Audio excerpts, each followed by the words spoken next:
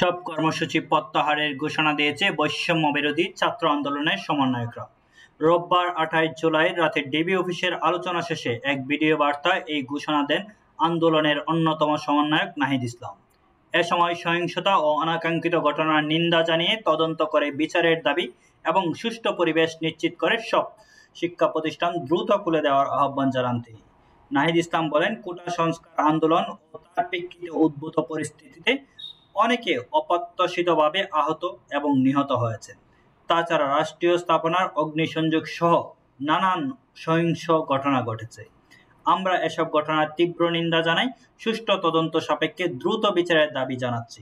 তিনি বলেন, আমাদের প্রধান দাবি ছিল কোটার যৌক্তিক সংস্কার, যা ইতিমধ্যে সরকার পূরণ করেছে।